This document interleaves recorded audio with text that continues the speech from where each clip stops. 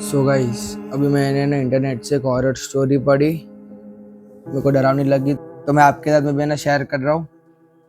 मुझे कमेंट में देना कि स्टोरी कैसी थी।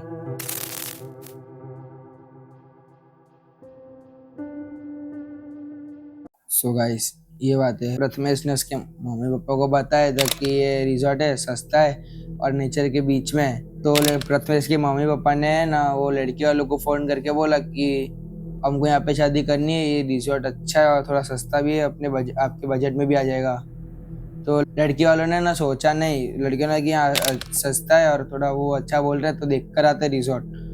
तो वो लोग रिजॉर्ट देखने गए तो उनको भी अच्छा लगा लड़की वालों को। तो फिर है ना, लड़की वालों ने रूम बुक करा 50 लोगों का कि हमको 50 लोगों का रूम चाहिए 4 दिनों के लिए। पहले दिन जो प्रोग्राम हुआ उसमें पहला फंक्शन मेहंदी था, फिर अगले दिन हल्दी था, तीसरा नाच गाने का प्रोग्राम था और लास्ट दिन था, फोर्थ डे था, वो था दिन में शादी थी और फिर रात को रिसेप्शन था। तो ये जो इंसिडेंट हुआ है चौथे दिन रिसेप्शन के बाद हुआ है। रिसेप्शन में ऑलरेडी बहुत सारे लोग आ गए थे और सब लोग खाना खा के चले गए थे। बस कुछ फैमिली मेम्बर से खास वो रुके हुए थे। तकरीबन उनका फोटोशूट बाकी था। उसमें फिर वो बैठते हैं, दूल्हे दूल्हे को बीच में रखते हैं और बाकी के आसपास उनके मम्मी पापा, उनके चाचा चाची और वो सब दिन मिलाकर भी 20 जने होते हैं। फोटोशूट करवाया, कैमरे वाले से नई फ़ोटो चेक करवाया। कैमरे वाले ने हाँ बोला और निकल गए अपने सोने के लिए।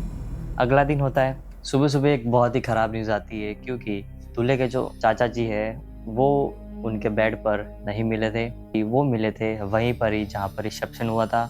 उनकी लाश मिली थी और वो भी बेहोशी की हालत में। उनके हाथ में एक छोटा सा निशान था, टैटू जैसा, और घर वालों को भी नहीं पता था कि ये चीज़ क्या है। उन्होंने डॉक्टर को बताया, डॉक्टर ने भी मना बोल दिया कि ये अभी बच नहीं सके, आप इनका ये अंतिम क्रिया है आप कर दीजिएगा, ऐसा डॉक्टर ने बोला।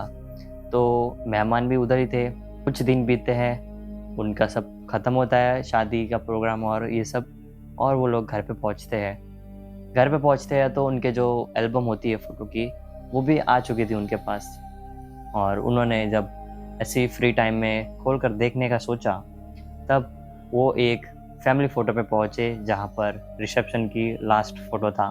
देखते हैं तो अंदर 20 लोग नहीं थे जिस हिसाब से उन्होंने उस समय फ़ोटो खिंचाया था। उसमें एक एक्स्ट्रा और लड़की थी, और वो जब गौर करते हैं तब उस लड़की के बाजू में वही चाचा जी थे। दोनों को लग रहा था कि ये हमने बुलाया हुआ नहीं है, क्योंकि ये पहली बार देखा था और जितने भी लोग लास्ट में थे वो सब खास थे और सबको जानते थे। तो उन्होंने सोचा कि ये लड़की को कुछ गड़बड़ लग रही है, तो हम देखते हैं कि ये लड़की कौन है। तो वो लड़की कौन थी? बाद में कपल ने मैनेजर को फोन करके बोला कि अब हमको एक लड़की के लिए पूछना था, वो हमारी फैमिली फोटो में आई थी, आप जानते हो उस लड़की को? तो मैनेजर ने पूछा कौन सी लड़की को, कि आप फोटोग्राफ भेज सकते हो? लड़के वालों ने फोटो भेजी और बोला ये चाचा के बाजू में लड़की खड़ी है ना, वो उसकी बात कर रहे हैं। फिर 2 सेकंड के लिए चुप होके बोलता है ये तो ताज्जुब की बात है कि ये लड़की आपको ही मिली। फिर कपल पूछते इसका क्या मतलब? मैनेजर बताता है कि वो लड़की है ना 2 साल पहले ही यहाँ पे ये जंगल में ऑफ हो गई थी, पर ये यहाँ बहुत पहले आई थी अपने दोस्तों के साथ में खाना खाने, तो वो गुमशुदा हो गई थी, तो उसकी मिसिंग रिपोर्ट अभी तक हमारे पास है। और ये ताज्जुब की बात है कि आपको ही मिली। उन्होंने बिना टाइम वेस्ट किए फ़ोन रखा और बहुत ही गंभीरता से सोचने लगे, क्योंकि मैनेजर ने जब ये ऐसी बात बोली थी तब उन्हें बहुत ही अजीब सा लगा था। इसलिए फिर वो अपने कुछ रिश्तेदारों से बात करते हैं कि, और फ़ोटो भी दिखाते हैं, तो कि ये लड़की को जानते हैं, क्योंकि हमने तो शादी में नहीं बुलाया, क्या पता ये आप लोगों के साथ आई होगी और हमारे फैमिली फ़ोटो में आ गई हो। तो सब लोग मना बोलते हैं। बोला कि आप हो सकता है कि इनका कुछ कनेक्शन हो सकता है, तो मैं किसी का नंबर देता हूँ, आप आ जाएंगे घर पे ही, या आपको फिर वो जो बोलेंगे वो करते जाना। आपको जो सवालों के जवाब है ना वो भी मिल जाएंगे आपको भी, और फिर हमको भी अपडेट देना कि क्या बात है। तो फिर वो घर पे भिजवाते हैं। 2 दिन बाद वो आदमी एकदम नॉर्मल लग रहा था, कि जैसे कि नॉर्मल इंसान ही है, बट वो नॉर्मल नहीं था। वो सबसे पहले घर में आते ही उनके सारे सवालों के जवाब दे देता है बिना उनसे पूछे कि वो आप कहाँ थे कुछ दिन पहले, आपकी नई नई शादी हुई है ना, ऐसा कुछ बातें करते हैं और बताते हैं कुछ। वो पूजा करवाते तब कि जो आदमी था, वो आदमी जो आपके चाचा थे, वो लड़की उनको दिख गई थी और वो लड़की भी उनको चाह रही थी कि वो लड़की उन्हें दिखे और उनकी कुछ मदद करे।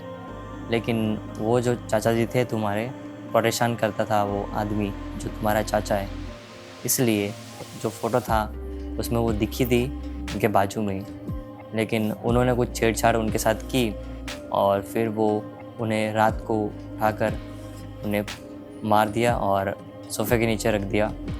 और एक छोटा सा निशान देके गई थी और वो छोटा निशान वही था, उनके हाथों के निशान थे। एक छोटा सा फिंगरप्रिंट था उस लड़की का जो हाथ पर छप गया था और यही बात आप लोग समझ नहीं पाए थे।